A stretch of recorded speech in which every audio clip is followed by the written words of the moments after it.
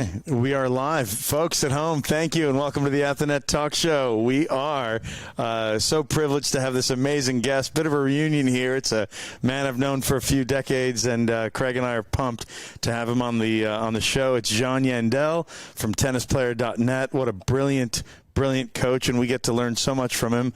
Right now, Craig Bell is next to me, producing, running the feed. I just get to smile and vibe with John. John, welcome. How are you, man? I'm doing good. Thanks for having me on. Man, it's been a long time coming. You were one of the first on our wish list 2.5 years ago when we started this, and here it is, episode 113. Yes. And you are with us. Thank you, John. All right. Yeah, let me see here. Let me do a couple more things. Okay. We're just about to get everything going. You can hear Craig's voice off camera. He is producing. As always, he will give credit to our actual producers, but he's the guy doing most of the heavy lifting right now. We haven't seen the brain tonight, have we? No brain sighting. Yep, we are live. There we are. We are live, everybody. Welcome to the At the Net podcast. I'm your co-host, AJ Chabria. Next to me, as always, Craig Bell of Tex-Mex Productions, and our guest is fantastic tonight. Let's get it rolling, bud. All right, James Scott Campbell, let's get this podcast going.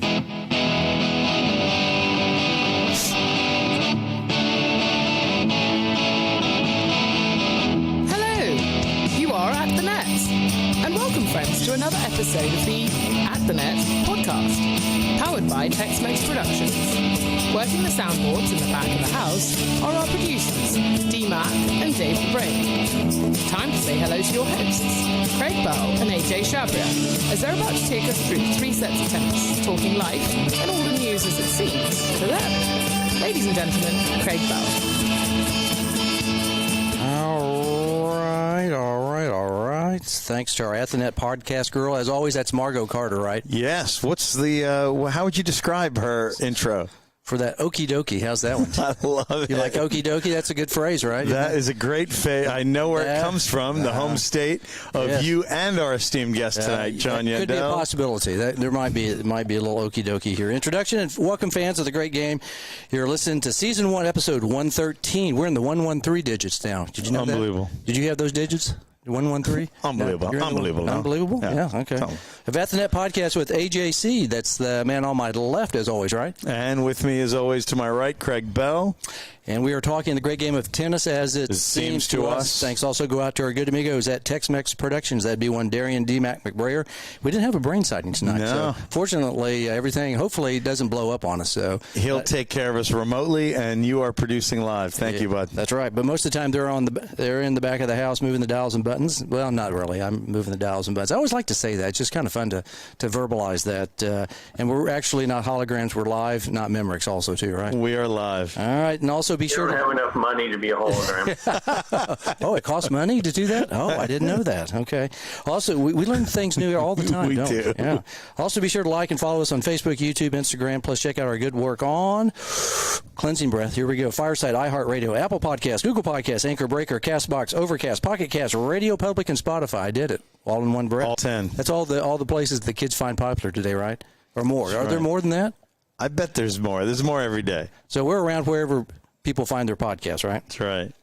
All right, and if you're a female, ladies, and would like to read the opening intro like the great Margot Carter, knock her off the platform, it's going to be tough because she's done probably 105 of these, I'll bet you. Because we've had a couple of other ones. Yeah. In there, but Margot is the person of interest right now that does all the intros. Just hit us up. AJ maybe will like you. Maybe he'll let you send me a demo. You know where to find us. Either email, Instagram, or Facebook. Thanks. Right. All right. Speaking of okie dokie, our guest this evening certainly an okie dokie. Because he is from T-Town. Did you know that? He's Tulsa. You'll call it T-Town. T-Town. He is one of the favored sons from T-Town, and it's the great John Yandell. John, welcome to At the Net podcast. Good evening. Good evening. We're glad to have you here. One of Holland Hall's finest alums. Fantastic high school up in Tulsa, Oklahoma. Yeah. Right. And, from there, Yale, Stanford, coaching at the highest levels, from high school tennis to the likes of Justine Henin. Yep. John McEnroe, Gabriella Sabatini, and our neighbor Taylor Dent right up the street here. He's everybody. He might as well just say everybody. Everybody who's somebody in the great game of tennis. John's worked with him probably, right. or knows them, or has had some type of conversation with them. So John, or pestered them. I don't know. You're too humble. I ran into Salzenstein at the tennis congress, and he waxed poetically about how much you've helped him. That's right. His site wouldn't exist without me. So. That's true. His serve wouldn't exist without you, too, huh? Well, some version of it might, but no, not the current one. Yeah, one that got him to 100 in the world. He's got a gun. That is a massive serve still at the age of 40 or whatever he is. Yeah. So, so 3 sets tonight. 3 sets. Let's talk a little background. Yep. We've given you a little taste of John Yandell and who he is. John, tell us, man. Tell us how you got started in the great game of tennis. Southern Hills Country Club, Hartrue Courts, Chuck Boyle, head pro. My parents used to drop me and my brother off there, and we'd stay all day in the summer. And that's where I learned to play.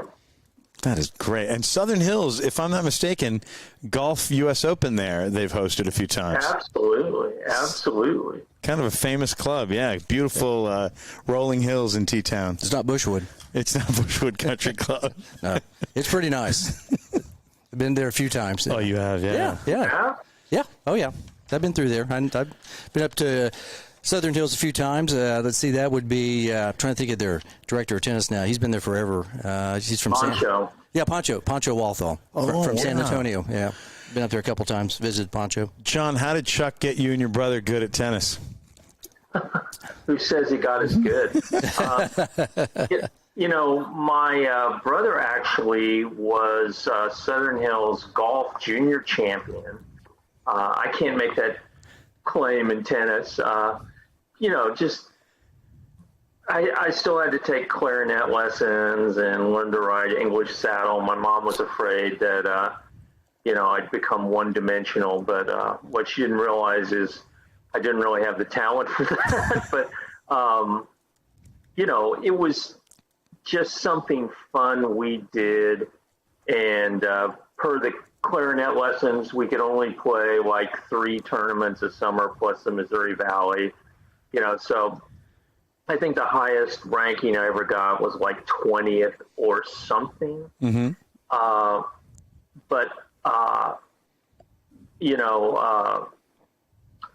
In a weird way, my level of play and my academic background is what ended up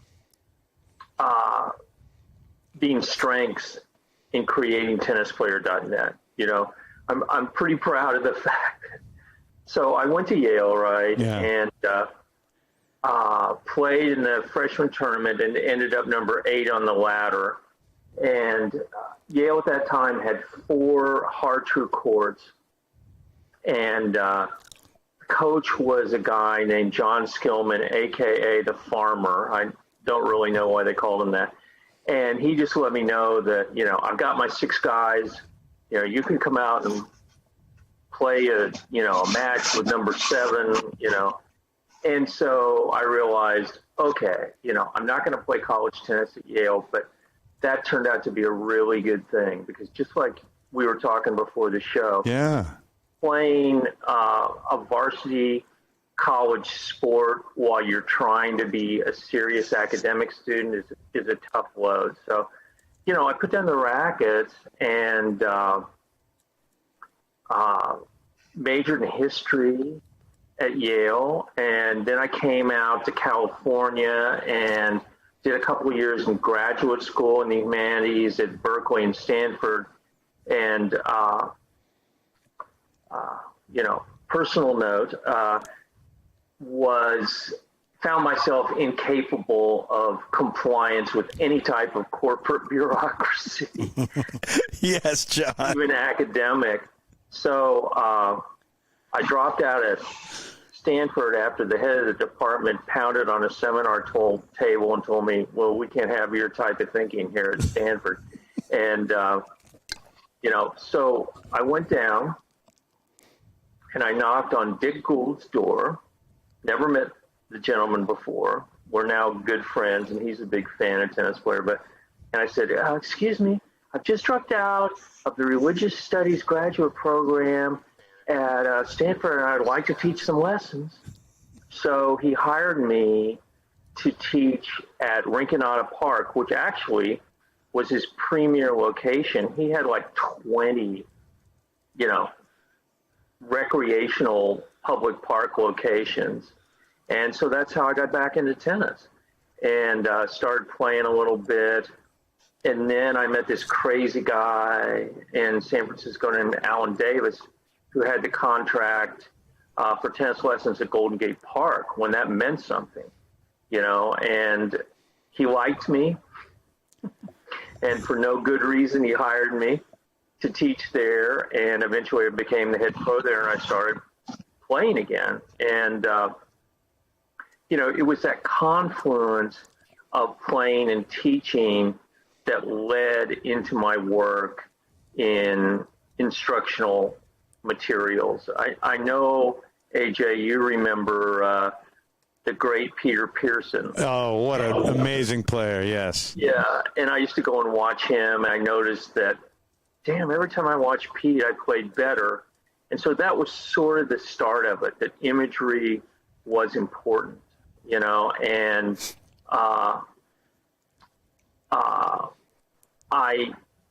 should I keep going on this track? You have to. This is too good. Okay, all right. So, I started using video in my teaching, and I made a study of, Golden Gate Park in those days, there was like a top 100 player playing there every week, right? And so I was following those guys around, watching them, and my level was, someone once described it as a golden 4-5, which, I won a couple of NorCal 4.5 tournaments back when that wasn't easy. That was 7 matches in 9 days. Oh, that's awesome. Yeah. So all this is happening, and of course, this is just when McEnroe was coming on the scene, and I was a huge fan, and I decided, well, you know what? Let's make an instructional video with Johnny. Let's use his images. And people were like, yeah, sure, you're going to do that. But strange confluence of events. I found a guy who became my student who loved 3 things: music, tennis, and money. And he raised the money for us to do that. So, I had conversations with Johnny's dad, and we got him on board. And then who was the other player going to be? Yvonne Lendl. Not bad, huh? Not too shabby. Lendl had not really beaten John at anything significant at that point. This is 1984 when we filmed it. And so Johnny helped me pick the soundtrack. Oh, it's in the soundtrack of my life, John. You're talking about the Winning Edge video. You That's had right. Who? The Motels, the Cars, the Pretenders. Who else? Police. The Police. And the Police song was one Johnny picked, Walking on the Moon. Yeah. And it was very funny. They were both super cooperative. But the format of it was they had to win an equal number of points so we could show a balance. And I had to pull Johnny aside. We were playing on a Supreme Court indoors on a sound stage and say, look, man, he's got to win some points, And Johnny's like, But anyway, we did that, and we sold it to a big distribution company, and it became, at the time, the best-selling instructional video in the history of tennis. But most of it was just these 2 guys filmed in, this is before high-speed video, 35-millimeter film, and we were running the cameras at 120 frames a second. This kind of camera, right? This kind. 35-millimeter film. We burned like $100,000 in 35-millimeter film. And yeah, that was the start. John, I certainly had at least one or two copies of that all my life on a VHS tape. And I always wondered, all right, I bet that's in New York. What club is that? I've been to so many of these tennis clubs with indoor courts that are red and green. And you answered the question. That wasn't a club. That was a soundstage. Kaufman Astoria Studios.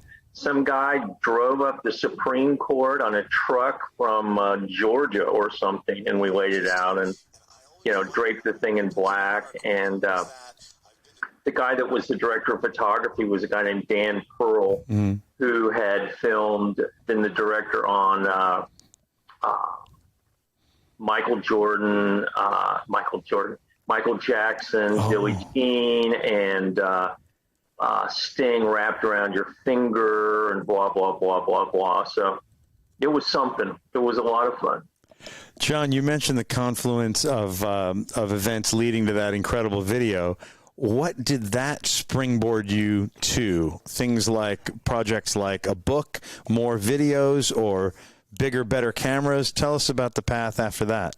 Yeah, so next thing was I did the Visual Tennis book, which was basically taking the same concept but developing, more detailed, controlled technical models for people to model their strokes after. And, we were talking about this before we went on.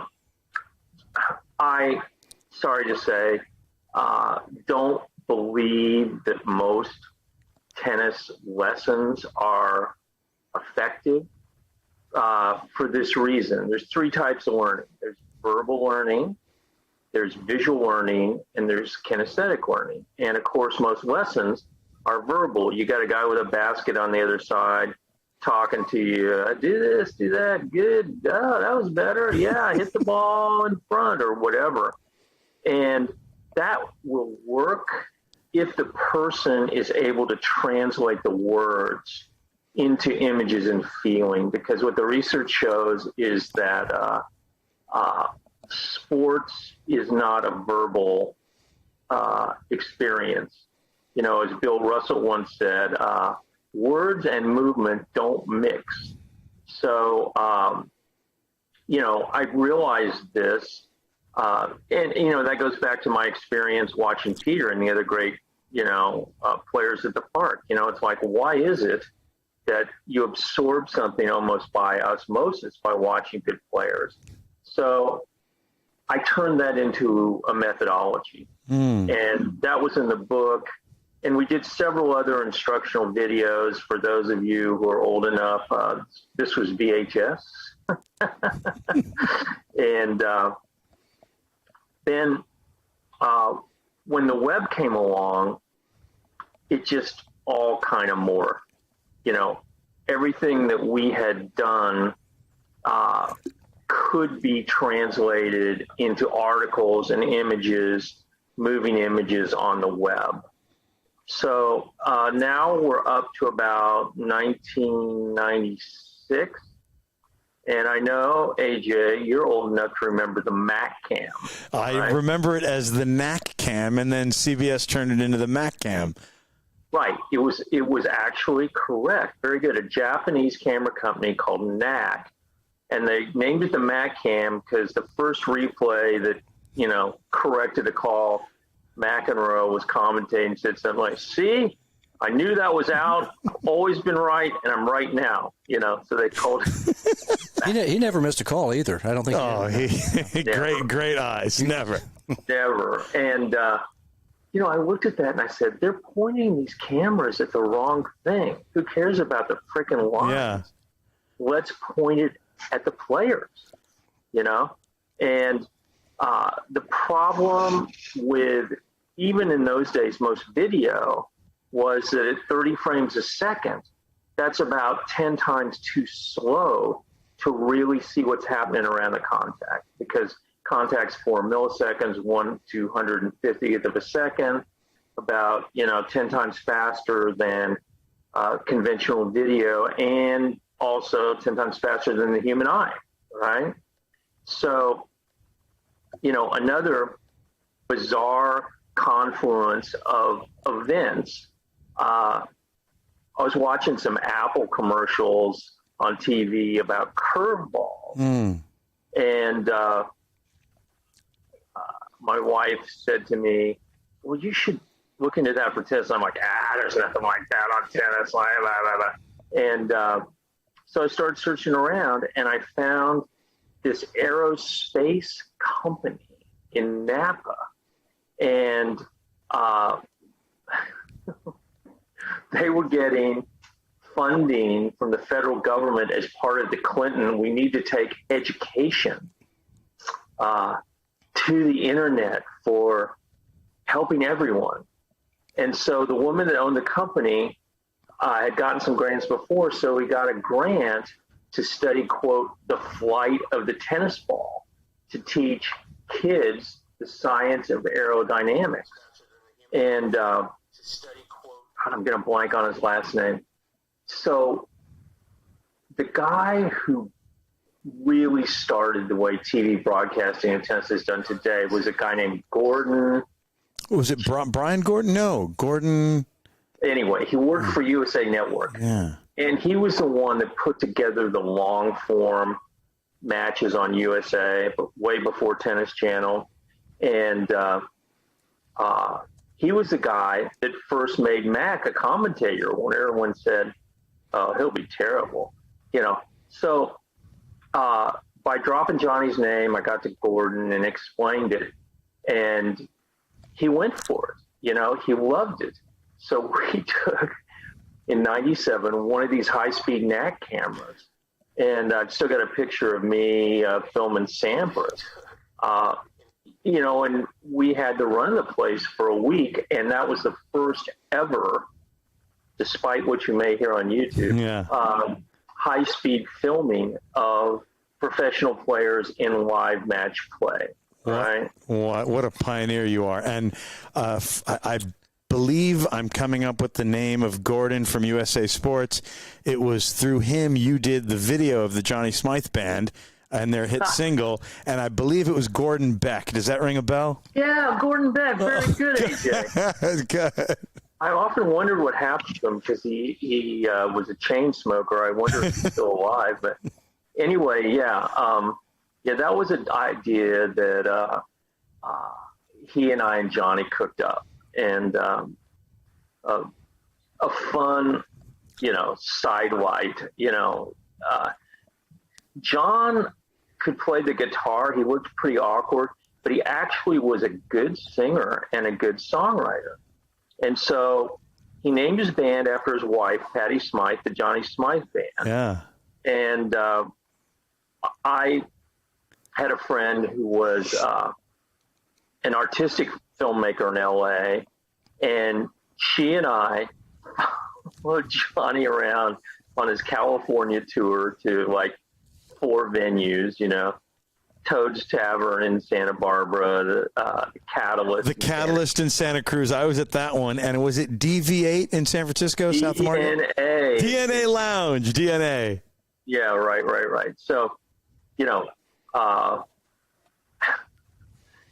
for those who are so inclined, you can still find one of those songs, the music video we made of it, in the music videos section of Tennis Player. But, that was just a fun sidelight. So what started happening then was building on the high-speed footage from the Open. I was able to open the door to a lot of the now Masters 1000s. So we started filming more and more players. We went to LA, filmed the women's event there. We went to Canada and filmed there. We went to Cincinnati and filmed there. We went to Miami and filmed there, and started building up, what we have today, this incredible library. And you can, go back to Sampras and Agassi and just follow it historically after that. And we filmed, virtually every top player. And, from there, we were able to refine our thinking, about stuff, I mean, it was amazing. The 97 footage, I remember sitting around with Nick Saviano and Paul Roeder and Elliot Telcher when all those guys were at USDA. Yeah. And we're looking at it and we're going, damn, I never noticed that.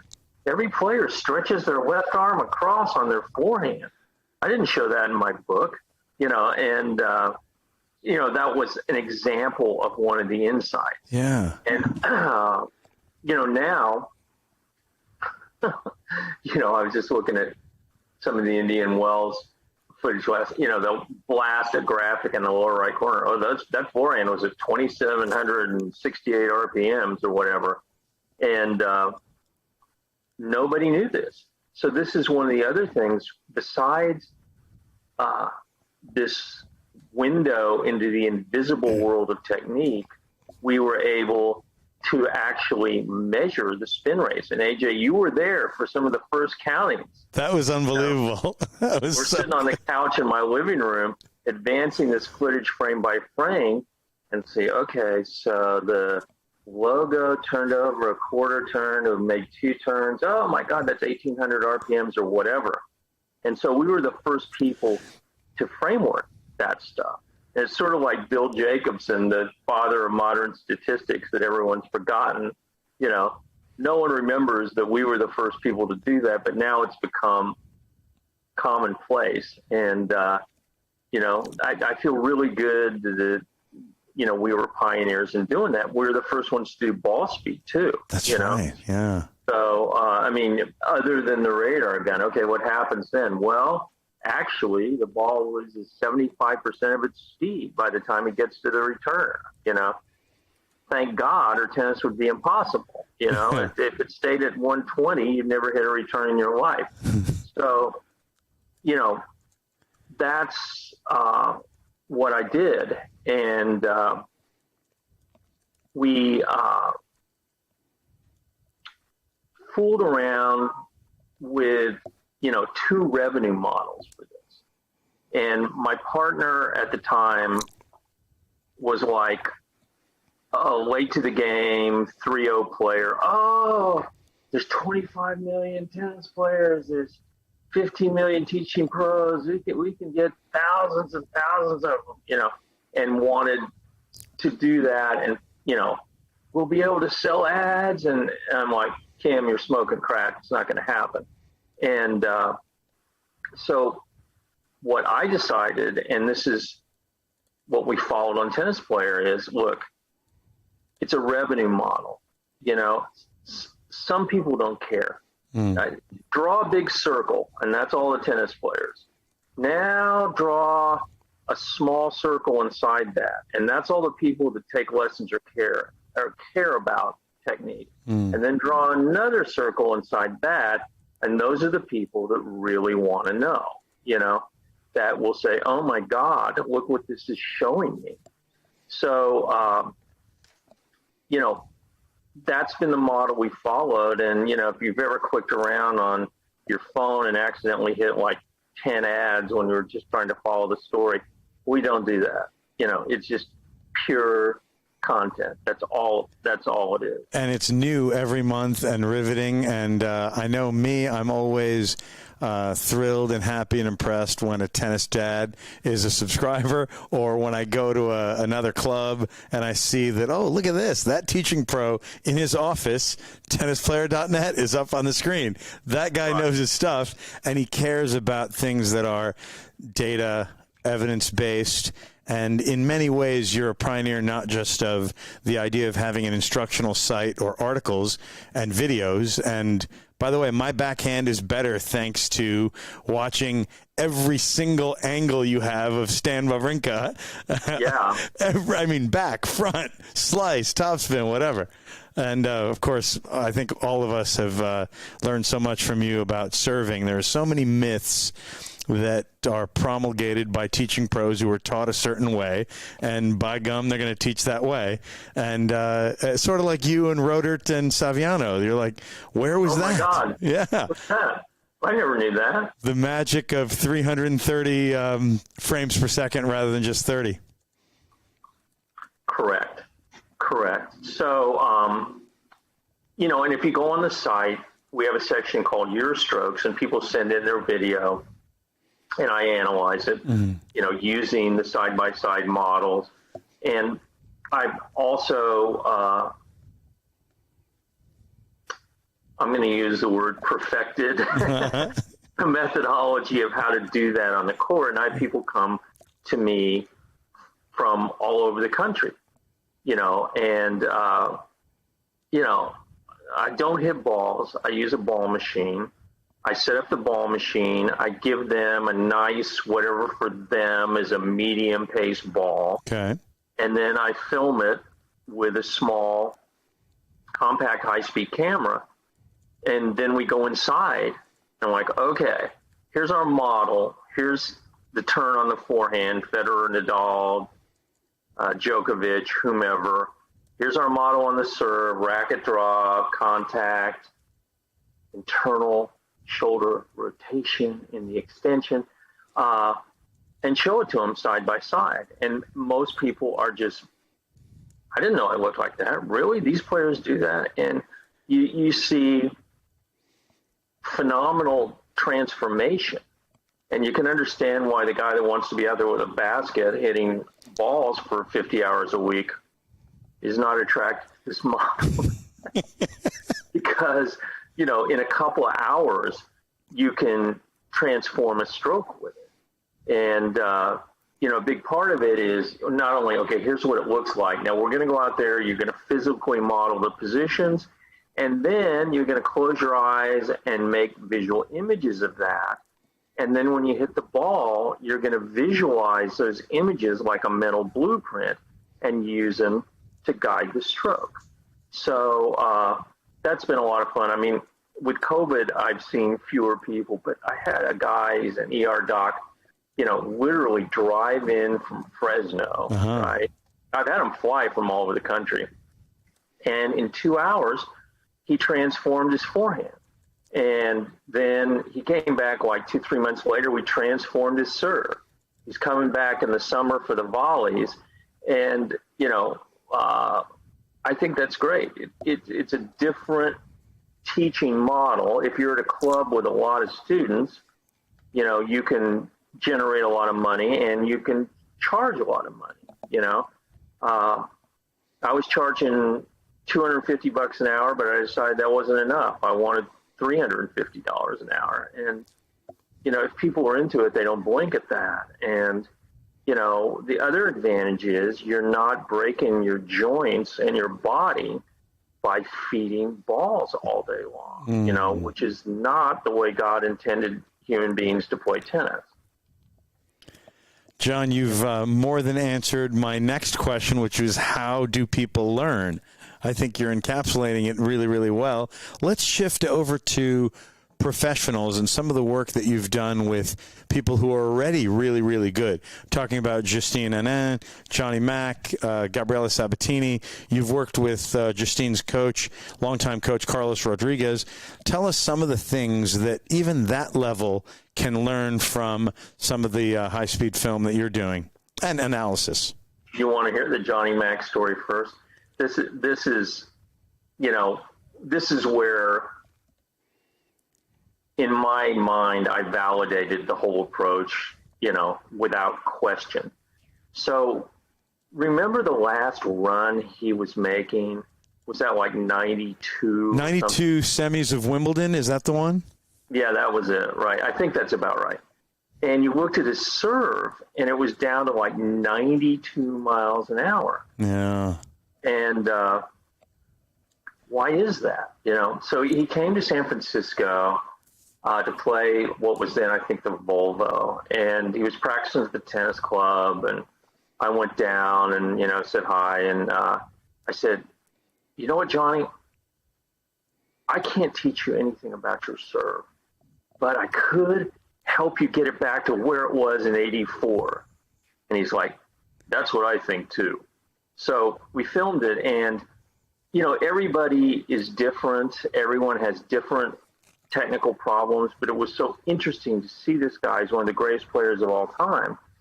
We know he's got that sideways stance. Yeah. But he had a classic circular windup, and the racket head went back basically in the plane of the shoulders, even though his shoulders were sideways. Well, for whatever reason, he had started this deviation where he was pulling the racket head in the backswing like 2.5, 3 feet behind him. And, he had no idea. So I'm like, well, I don't think we should do this right before the Volvo. So I went down to Malibu and we did it. And, we used the video of him from Winning Edge as his own model, which obviously he loved. Yeah. And, I showed him what was going on with his backswing. And it's one of the few times I've ever seen him fucking speechless. And John speechless? McEnroe. So, it was amazing because I showed him what he was doing. I showed him the Winning Edge model. We went out there. He actually let me touch him. And I put him in the correct physical position of the backswing according to his model. I see. And I'm like, okay, close your eyes and visualize that. He's like, yeah. And within 10 balls, it totally cleaned up. It was back, and I remember he was with Tatum at the time and she was there. He's like, honey, come look at this. See, I used to do this and then I started doing this and now I'm back to doing this again. And it was the week after that, he went to Chicago and won the indoor Big Patrick in the final and was back to serving like 112, 115 again. Huge right? difference, yeah. Yeah, it was great. And, this is so interesting. When I went back to the Winning Edge, I could see just a little hint of that tendency in his original motion. And when he transited to the senior tour, the deviation started to come back again. So he was playing a seniors event at Stanford, and I went down there and filmed him, and I'm like, you better take a look at this again. Uh-oh. So, yeah, he's like, I'm like, okay, it's up to you. And he's like, okay, I will. So we looked at it again, and just, it was maybe half as bad as it had been in 92. He went back to the model. And if you watched him for years on the senior tour after that, you would see him before he wanted to go to the, the correct backswing. There, not way over. Yeah. So that was fun. And then he beat Pat Cash in the final of that event. So I went out on the court to say, hey, way to go. And he put his arm around me and said, you're the only reason I won this tournament. Oh, my God. That's beautiful. And I said, no, I think it was that backhand passing shot you hit on match point, John. He goes, I can hit that shot. All day. So, and he sent me over the years a few players from his academy, to do the same for. And that was similar to the work with Justine. I filmed her at Indian Wells before she'd ever won a major event. And I filmed a match on one of the outer courts where she hit like 10 double faults in a match. And she had this extreme pinpoint stance, right? Where the back foot not only came up, it went around to the right side of the front foot, right? So I sat down with Carlos and we looked at Sampras, and I didn't do on-court filming with Justine, but he took that video and he transformed her serve. And, she was, 5'6", 5'7", had a men's serve, had a big body turn, great knee bend, definitely key to some of her success. And we did something similar on her forehand. Her backswing was a disaster. And, it was just going here and there and everywhere. And so Carlos used Agassi's model on that. So, that's an example of how it can work at the highest levels. I tried several times. I did something good with Taylor, looks like I'm going to work a little bit with Jensen on his serve. Maybe. Oh, good. Brooksby. I've gotten to know Joe Gilbert. But, you know, as interesting as the success is, you know, it's like I buttonholed Larry Stefanke at Indian Wells. Hey, you know what? Let's look at Andy's backhand on video, because it was so obvious what was wrong with it, right? Yeah. And he's like, we have video. Well, yeah, that's it. Thanks, John. Bye. You know, so you never know what you're going to get. Milos Raonic's backhand, which he had this horrible high, extreme outside backswing. And I showed it to Bjorkman when Bjorkman was coaching him, and he was like totally sold. And I'm like, well, let's take this to Milos. He's like, no, I'm not going to do that. No. You were right there.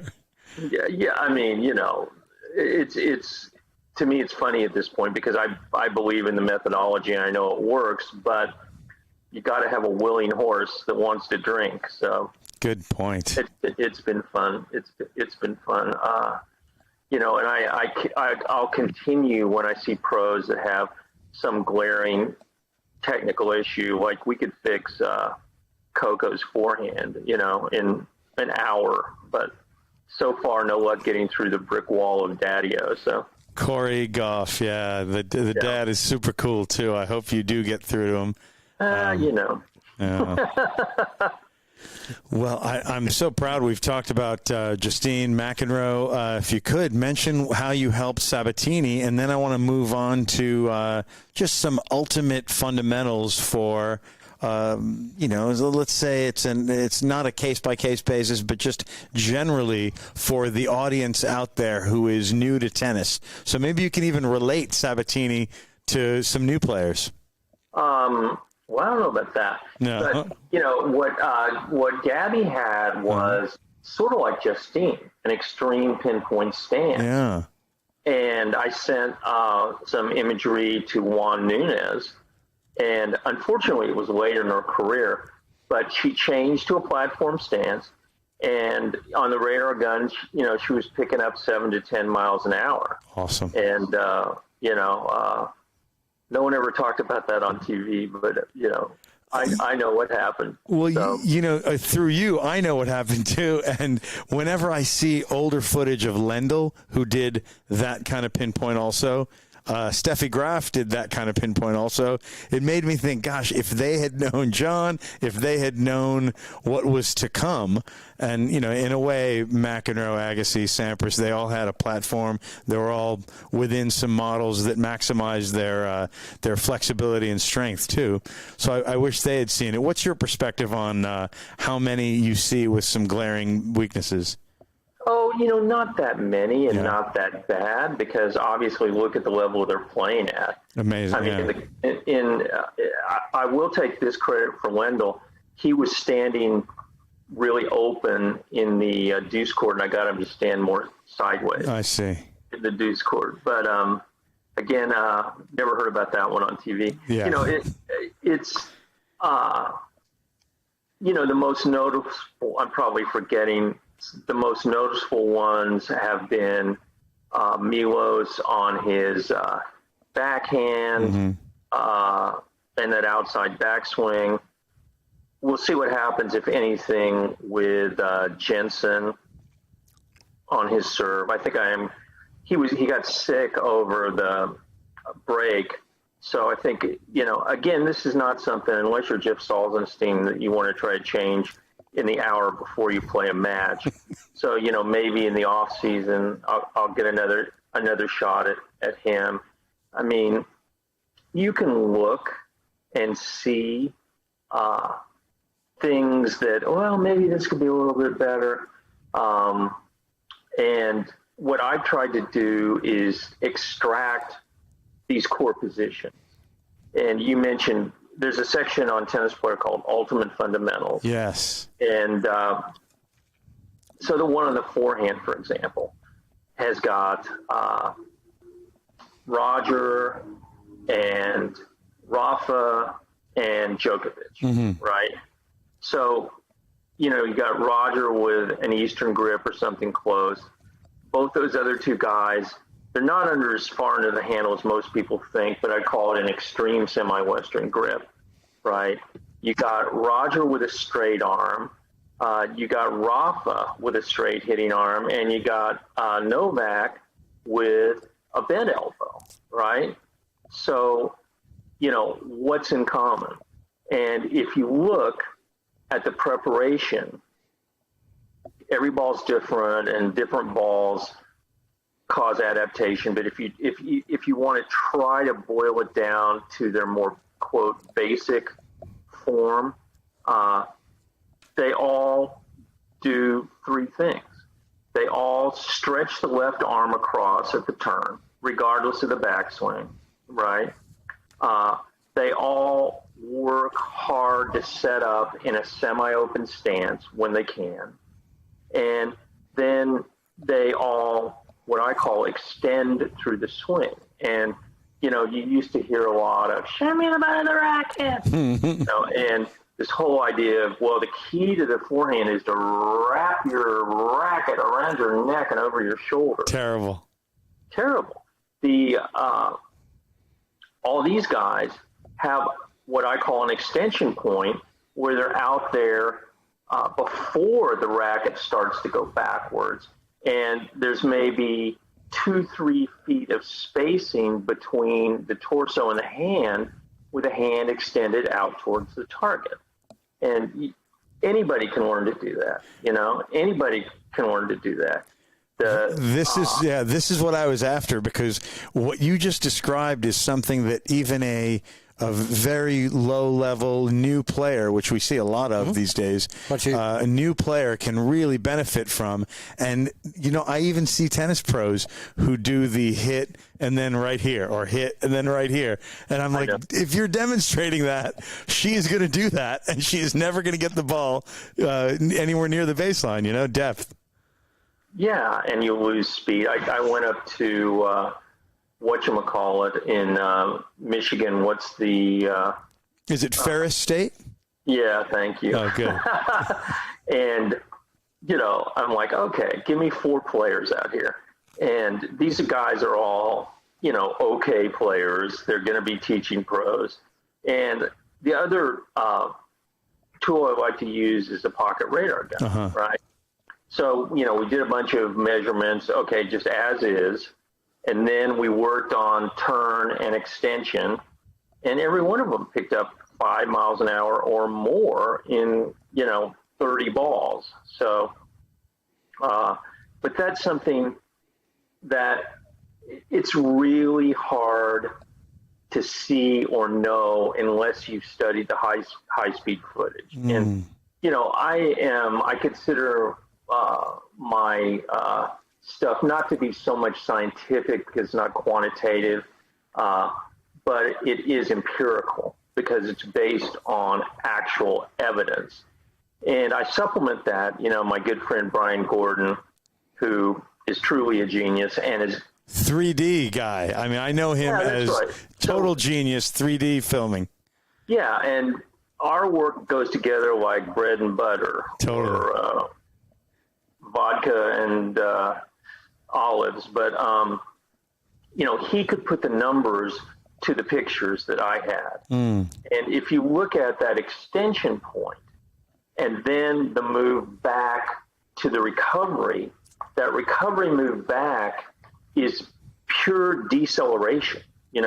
By the time the racket gets around your neck, it's going like 3-5 miles an hour, whereas it was going 60, 70 at the contact, right? So, okay, so why are we teaching the players that the deceleration phase is the most important part? But, they tore down the San Francisco Tennis Club, AJ. Did you know that? I heard about it. So sad right here. Oh, my God, the nicest indoor club in the country. But I had to stop riding the bicycle in the cardio room that overlooked the courts because I'd see people out there taking lessons, and I'm like, oh. You're cringing. Yeah, right. John, that actually brings me to an important question from a viewer, a very faithful, amazing fan. His name is Rick Eckloff, and he is asking a question that I don't want to go too deep in this, but I loved our mutual friend Kyle Lacrosse spoke at our USPTA, the tennis tycoon, as we call him, Sets Consulting. Yeah.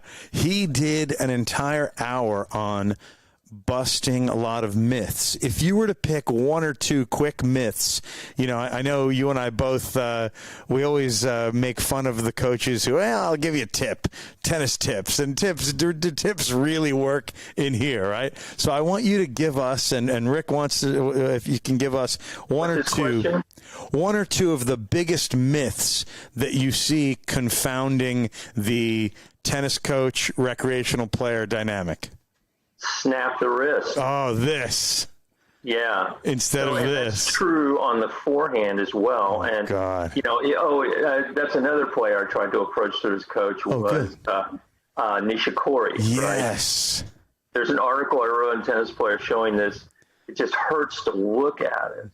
So what happens is it's complex because when you're in the backswing and the racket's at the low point, your wrist is going to be slightly laid back. And when you come up, it's going to come to a neutral position. But that's driven by the internal rotation of the upper arm and the shoulder joint, right?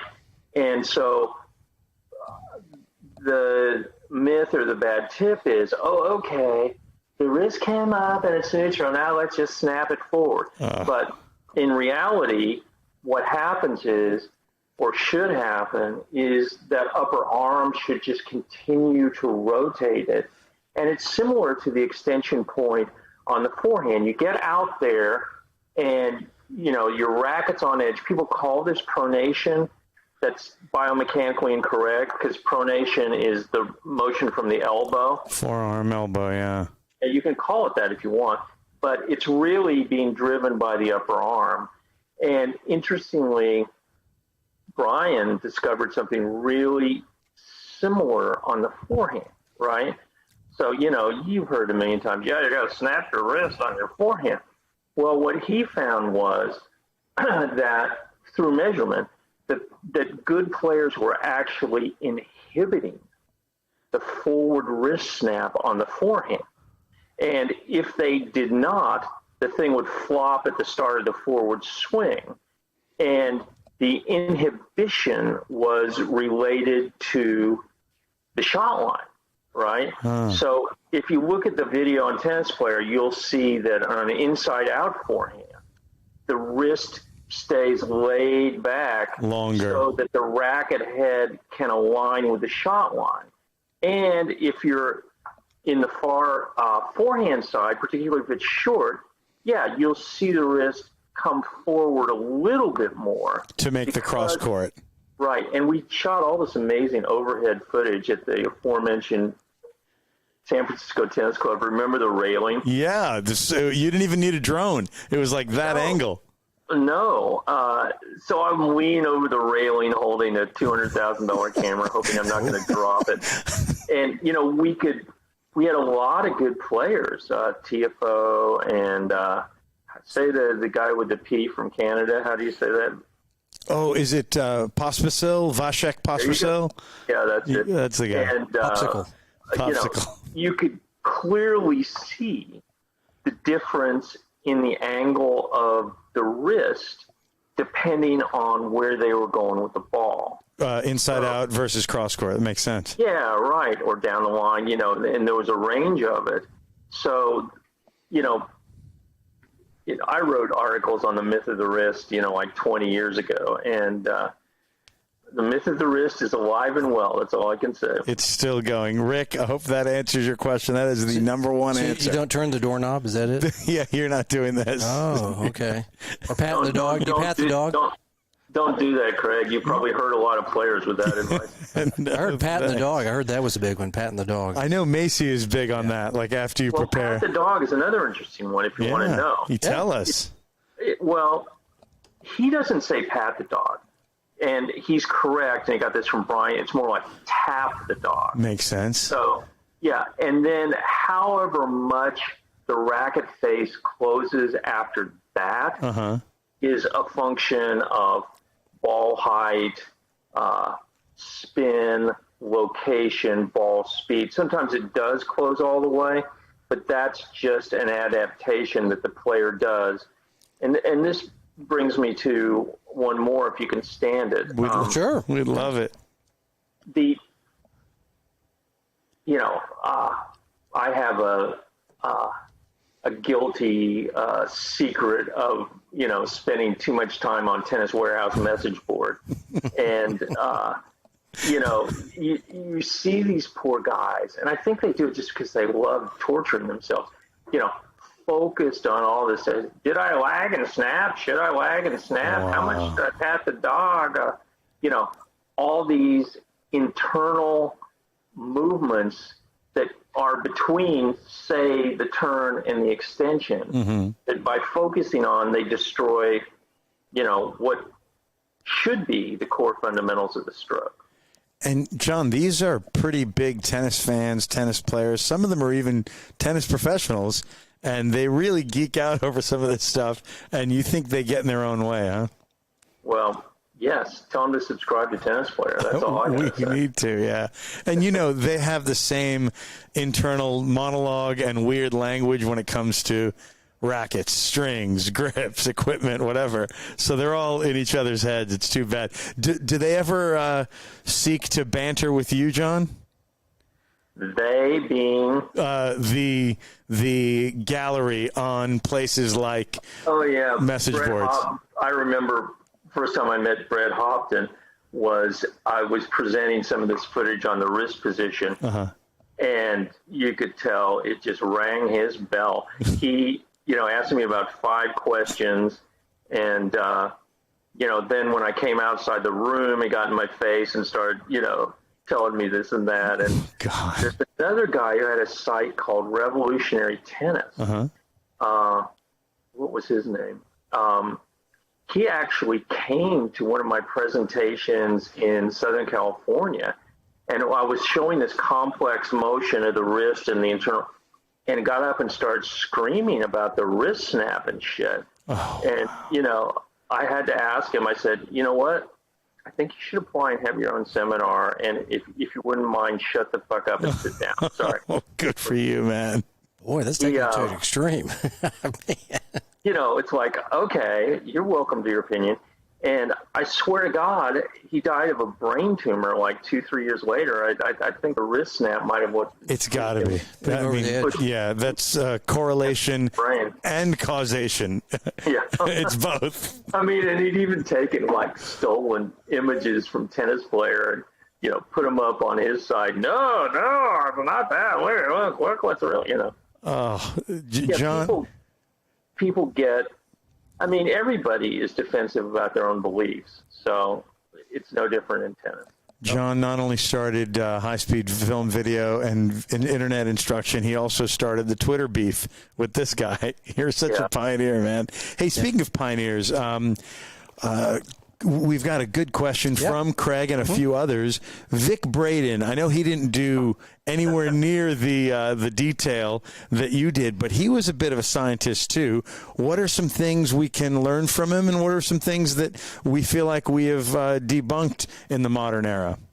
Well, I got a soft spot for Vic because he gave me a great review for McEnroe Wendell.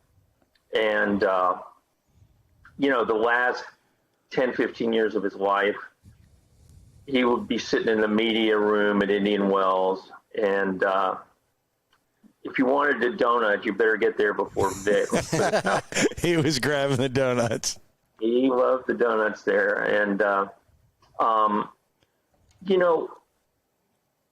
I have to say that to me, and the last thing he ever said to me was when Andy Fitzell was taking him by the arm at Indian Wells the last time he was there, and, sometime in the year or so before he died, and he said to me, Johnny, you're doing good work, keep it up. But he had a way of focusing on details that were idiosyncratic. Another one would be in the general myth category that he was huge on was low toss on the serve. Yeah, like right there, so you could hit it at the height. Hit it at the height. And he had this theory that for a split second, when the ball changed direction, it was staying still. So that was giving you a bigger window. Well, we measured it. The ball is falling at the speed of about 4 miles an hour. So, if that's a problem, 4 miles an hour, how could you hit a ball that's coming at you at 90 miles an hour, But yet he loved Roscoe, and that was his model, and he stuck with it. And I even remember, when we were both instructional editors for Tennis Magazine, he did this article where he chopped up some pictures of Andy Murray, claiming that Andy was hitting it at the top, and Andy was letting it drop about 12 inches. We know it's almost a foot, yeah, or I guess it is a foot, yeah. Yeah, so, again, and, well, Quirton hit with an open stance, and that's why he had to have hip surgery. It's like, well, okay. And what about the other 99% of all players that, hit with semi-open stance? Why are their hips okay? And if they had, neutral stance, would it be any different? Who knows, So Vic was not, let's just say, open to much discussion. I see. Interesting. Hey, as we wind down it is a cool word, backhand. Oh, I was just going to say, the way he pronounced backhand is legendary still. I asked him about that. Right. And he's like, well, I'm from Canada. That's the way we say it there. I never heard a Canadian say that. Backhand? Backhand. It's got to be that northern Michigan part of Canada, like way up there, with even like away from the cities like Toronto. As we wind down the second set, I want to talk about current projects and future projects. You have detailed tennisplayer.net. We're all fans. We love that site. But what are you doing currently with it and the future of it? I know when you and I were talking earlier in the week, you said, hey, future is the next month's issue because every issue is jam-packed this big with all kinds of stuff. But I want to talk a little bit about next projects and also maybe a possible certification kind of an idea that you might have if COVID ever really ends. What do you think? Yeah, I mean, we talked about this, and I had one all set to go in NorCal just before COVID hit. And, it's like a lot of people like to talk about what's my legacy and all that. I don't care about that. But I do feel that this approach has value for a lot of coaches. And I have a handful of them. Kyle's one of them. And several out here in the Bay Area that are following this. So the idea would be that we go on court, and you can even do this on your phone now, you use the ball. Yeah. You use the ball machine, you film the player, the stroke, you put it side by side with a pro model. Love it. And then you work with the player on, it's not just seeing it, but like I said before, it's like developing a physical and a visual model of a few key positions. The fewer the better. If one position is right, you don't mess with it. You work on the one that seems off. Sometimes it's 2, sometimes it's 3, sometimes it's 1, to show people how they can use their natural kinesthetic and visual abilities to change their strokes. And, if I could certify 100 pros in that in the next 10 years, that would be great. But it's more, a gift I'd like to give back to people. John, consider me one of those 100. And what you just said about going from, visual and in the brain and with the closed eyes, you added the word kinesthetic, which reminded me of when you moved John's hand from wherever it was to basically near the shoulder, the line of the shoulders. Correct. And he actually let me touch him and do that. And That was a thrill. Wow. That was a thrill. You're always full of great lines. I remember when I was about to hit with McEnroe, you trotted out this line that proved to be, number one, funny, and number two, completely true. You said, yeah, when you hit with John, I know you're a good player, but when you hit with John, he will warp the time-space continuum. And that was 24 years ago, and I'll never forget that line. Oh, God. When we did the work on the serve, the first thing he wanted me to do was hit with him. And I'm like, no, I don't want to hit with you. He's like, you're going to hit with me. And it was like that. You'd hit him. What for you was a decent, solid, deep ball. And it was like, oh, yeah, and then it's like he had about an hour to hit it, and then when it came back, it was like a rocket that you couldn't handle, even though it looked like nothing. It looked like nothing. It hits the ground, and boom, it's in my face already. Yeah, exactly. Incredible. I remember hitting probably one of the better backhand topspin lobs. This ball was destined to hit about 3 inches in. That son of a gun is back there hitting it overhead. He had a great overhead, didn't he? Unbelievably quick with these and with his feet, and just a fantastic overhead. Yeah. Another John Yandell line I'll never forget is Pete Sampras. And of course, we all wanted to serve like him. And I went from pinpoint to, landing on the right foot and all that. I wanted to do the chong. I wanted to be like Pete. And one of your lines was, Pete Sampras is a genetic event. The way he can touch his elbows behind his back. He can touch his elbows? He could. Wow.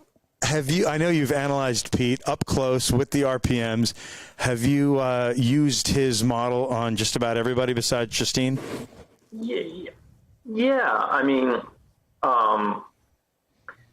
if you look at his racket path, he hits the key points, and the fact that he finishes sometimes on his right side has to do not with his swing, but the ball position on the toss.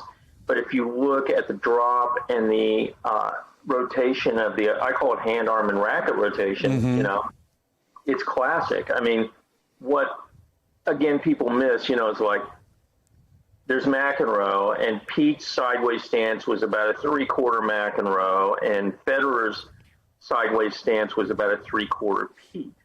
But that's another factor that doesn't relate to the racket path itself. Makes good sense. John, as we wind down the second set, Craig always is so good about asking how people can get a hold of you and to take advantage of this remarkable resource called tennisplayer.net. Yeah, just www.tennisplayer.net, and my email's right on there. We will put that in the chat below the video. Sign up, you get a free month. You decide it's bullshit, you don't want it, just cancel, you won't be charged. A month is $32, a year is $188. Tremendous bargain. God, under $200 for the whole year. That's remarkable. Well done. 12 issues. Well done. Well, Plus, the only other thing I'll say is every frickin' article ever published, every video ever filmed is in the archives there. So it's not just the new issue that you get. It's, you get the whole corpus of the work. The whole body. It's all there. Thanks for throwing a little Latin our way, too. That was good. Are the articles with AJ, the most popular, or the least popular? It's incredible. It crashed our server, and I had to take this article down. That's great, John. Well, John, before we go into the third set, are there any questions that we should have asked you in this segment? Not that I can think of. You're the best. If you think of one, we can revisit that at the end of the third. But right now, Craig Bell. Yeah. Time for the third set. Who is our sponsor? Who's this brought to you by? It is brought to you by tennisplayer.net. Nice. Wow, you didn't know that, John. You were sponsoring the third set. I love it. No, actually, Master Systems and the great Blair Descaret. So he's a local court contractor that does all sorts of resurfacing, surfacing, building, court products, Blair Descaret and Master Systems. He might even come to San Francisco and see John. He might travel all the way up there to San Fran, do you think? I think so. And the interesting subtext is John has worked with McEnroe, Blair's old business partner who he bought the company from was the coach of Bill Scanlon. That's right. And I know Scanlon, God rest his soul, and John had some ridiculous matches and even a book written about him, Bad News for McEnroe. So that's a crazy connection there. Hey, I'm going to move to a poorer light situation just so I can plug this laptop. Oh, yeah. That's okay. Plug it in. And take your time. Third set sponsored by Master Systems and TennisPlayer.net. Oh, we just lost him. John will be back in a second, I'm sure. Craig Bell, while we're waiting for John to come back, give me your thoughts. What surprised you? What was valuable to you? Well, I was sitting there thinking about a lot of different things John's got a dearth of information. That's a good word, too. Dearth. Dearth or wealth? Wealth. Which way? Wealth and dearth. Yeah, both. got both, yeah. All right, let me make sure I jump over here. Oh, yeah. You jump, yeah. I've got to see if he's back on here. Let me see.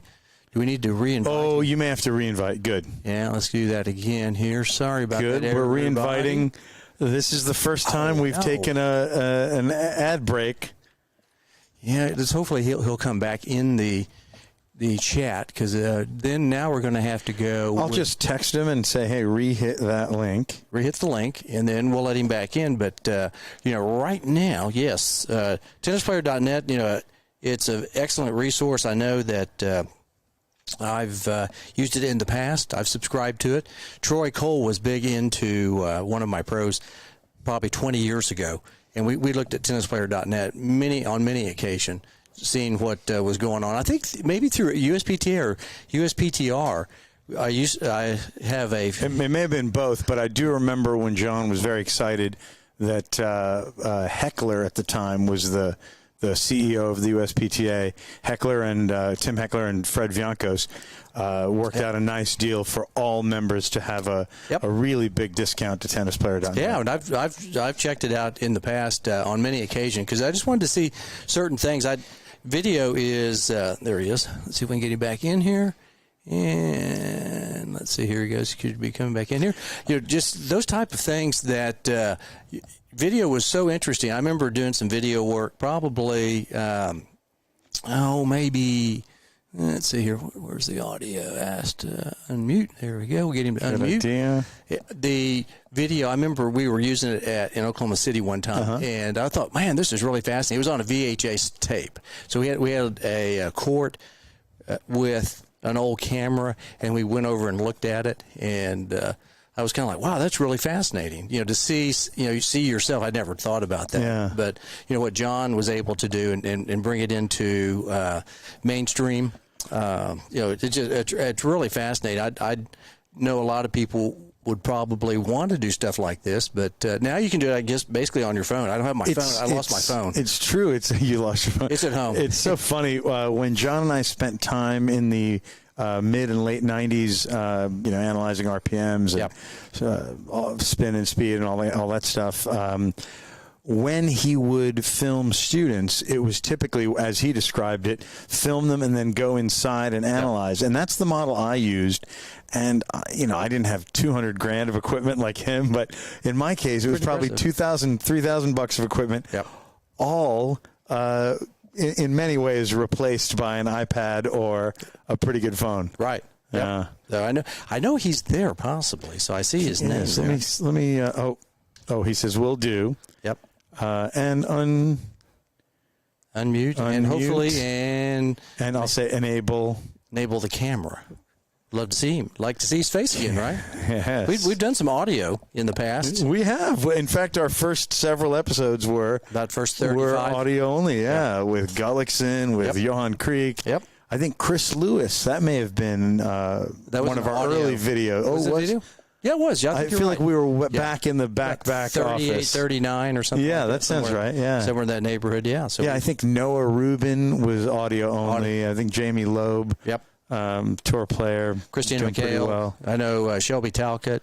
I was on, and you all were talking to me. That's right. Via Facebook. That's so funny. Off of 2 phones. Yeah. Or actually a conference call right next to my laptop. It was low tech back then, and I'm definitely impressed with our equipment now and your mastery of that equipment. It's really good. Yeah, so hopefully John is coming on. But, yeah, John has like a wealth of information. TennisPlayers.net is pretty darn cool. If you're into tennis and you want to see all the video footage of just about everybody out there, I mean, it's if you want to hit Andre Agassi's forehand or hit his backhand or hit Lindell or hit Johnny Mack, if you want to serve like Johnny Mack. Well, I started serving like Johnny Mack back in the day, too. I mean, I just liked the way he served, and I thought it was kind of interesting. So I actually do kind of his sideward motion as well. So I'm a disciple of Johnny Mack, who was a disciple of Louis Tiant. Louis Tiant, Yankees and Red Sox. That's correct. Yeah, he really moved around. Yeah. Oh, yeah, he had that turn. He had the leg coming all the way this way. He had turned his back to the hitter, and then he'd come back around. And then that's what McEnroe, I remember reading something. I think he said that he did that because Louis Tiant did. It disguised it till the last second. And it's really important when you're serving, especially at that level of professional tennis, that you have just if you can get just a half a second, a millisecond, or something like that, where somebody can't tell what's going on, then I think that gives you a little bit of an edge. Disguise is a killer, not just speed and spin and location. Speaking of McEnroe and Tiant, I'm curious to see how Tiant is held up. But you look at McEnroe, and he's 63, just turned about a month ago. He's still so fit, and you could say he's maybe fitter than he was when he was right. In his maybe not his best years, but in the 90s, the guy is so fit now, and he takes apart people 10, 15 years younger than him. He's beaten Philippoussis, Courier. That's unbelievable. And Courier is a solid 12 years younger than him. Oh, yeah. Now, Johnny Mack still, I just love the serve and volley game. I think it would work, but there aren't a lot of people who understand the texture of the underspin.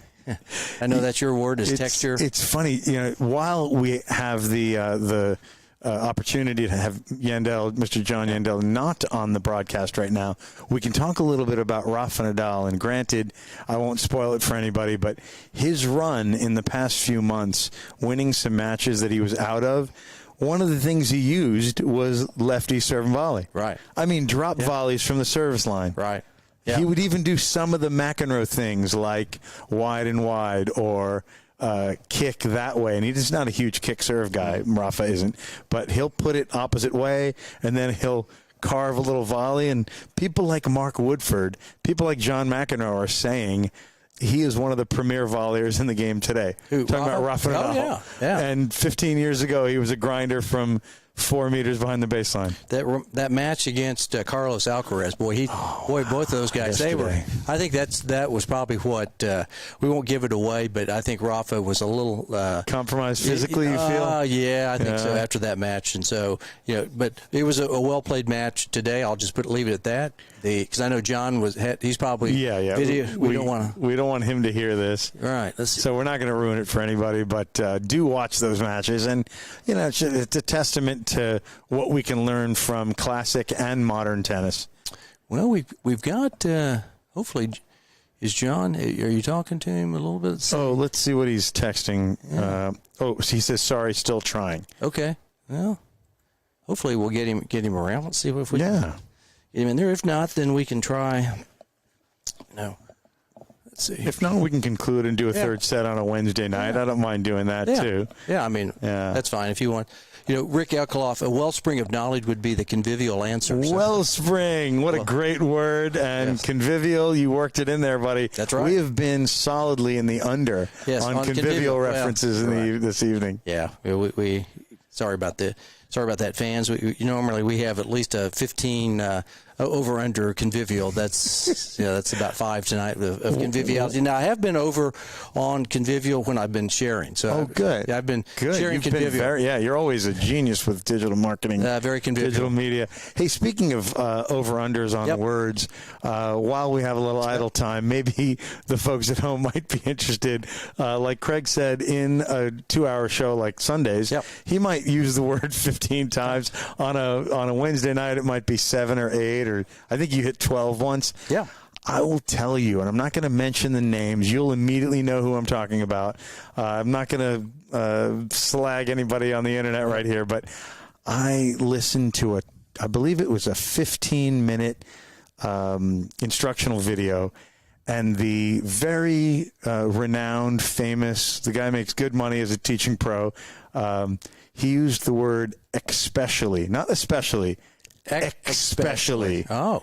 I thought, has he had too many espressos this morning? Right. Like, why is he talking like that? He used it, and He's from Canada. That's where the Backhand is definitely espresso. He's from the East Coast, and I can't believe this. And because of you, I found myself counting especiallys in this guy's presentation. You're like, oh, okay. And then there was another one, and this was a 16-minute and a half, 38 seconds, whatever it was, video. And the guy literally used the word literally 8 times. Literally eight times. Yeah. He kept saying literally, and I thought, I don't think he knows what it means. It doesn't mean figuratively. Right. It means literally. It literally means literally. Right. And I think I just hit 7 right there. So I know the ticket guys did. That's a local sports station here in the Dallas area that if you're listening, probably most of you haven't heard of it, but the ones who are in the Dallas area have. They used to do a game called and they would be talking, sports guys around the area at football, baseball, basketball aren't always the most grammatically correct, and they might say a lot of you-knows.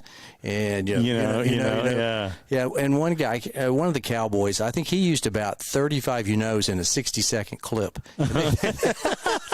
That many? Oh no, it was a lot. I remember Mike Reiner and I think it was Grego when he was on there. They had the slugging percentage, and this was just off the chart and they analyzed that, and it reminds me of the very famous Miss South Carolina. Yes, South Kakalaki. Yeah. She must have used the word like 15, 20 times in a 2-minute response, and of course she. More than displayed her lack of wisdom about geopolitical issues. I do not want to. Actually, I do want to call her and figure out her take on Ukraine, Russia, Belarus, NATO, the very complex stuff. But folks at home, I just got a note. This just in from John. Yeah. A little technical difficulty on his side. So he says 2 minutes. Oh, okay. Well, maybe we'll hold on here for a second, or if not, just say, hey, we can wait for couple of seconds. Let's see if we can. Did I re-invite him? Try. Let's see here.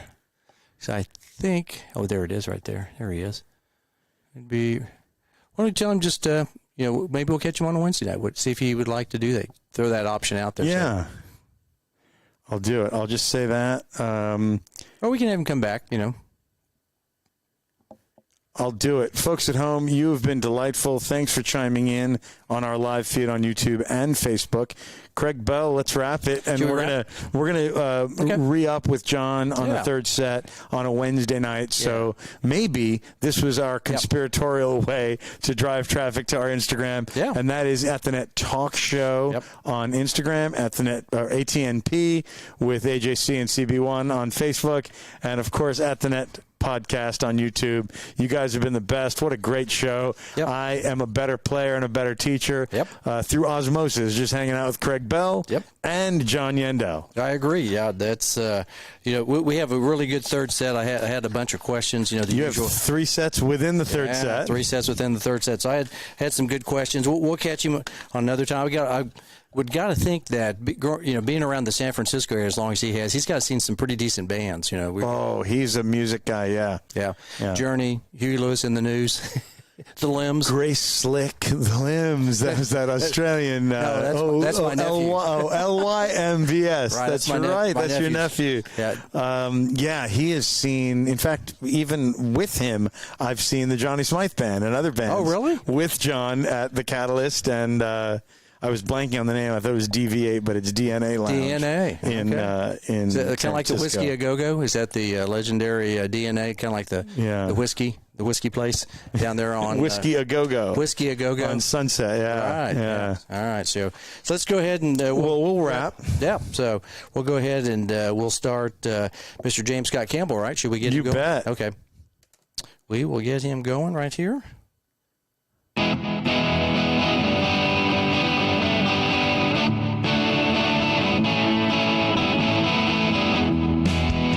right. Thanks for listening to Season 1, Episode 113. To be continued. TBC. Join us next week as we'll be talking with Rich Benson. Yes, Rich Benson. Yes. He's an amazing tour player from Utah. That's right. And he works for Hartrue. That's right. Which is no longer just synthetic clay. It's hardcore acrylic coatings. That's right. Yeah, Rich will be in town. Actually, I'm going to talk to him on Wednesday night. Awesome. Yeah, he'll be around, but we're going to talk to him next Sunday, talk about court surfacing. Yeah. So he's trying to get Blair Descaray, our sponsor of Master Systems, to use his surface. So maybe we can hook the two up, you know. I have a feeling you will. Also, join us on Wednesday night as we do this kind of thing on Wednesday evening on a little shorter basis, kind of like the 70s shorts, right? That's right. We call them tennis shorts, and we get to find out what's in Craig Bell's tennis shorts every Wednesday night. And you may even get the John Yandell third set. Yes. I don't know if that'll be this Wednesday or next, but we'll work it out with John. Yep. That'll be a lot of fun because I'm interested to talk to him on a couple of topics. Oh, yeah. I want to see who his dinner guest would be. Definitely. I got imagination. This guy, you know, a Yale grad, cum laude. Brilliant guy. Yes, yeah. So he's got some big thoughts, big thinker. So big thinker, big doer too. He's that good combo. Big hitter, the Yandell. Big hitter, the Yandell. And lastly, be sure to like and follow us on Facebook, YouTube, Instagram, and our other social media outlets. We got plenty of those things. That's right. Twitter, all kinds of stuff. Yep. Let's tell a friend of friends is hopefully your peeps will like us, and then they can be netheads like you, right? Is that correct? Yep. And then I guess that's it. That's the tennis news as it seems to us. Good night, everybody, from Big D, Dallas, Texas.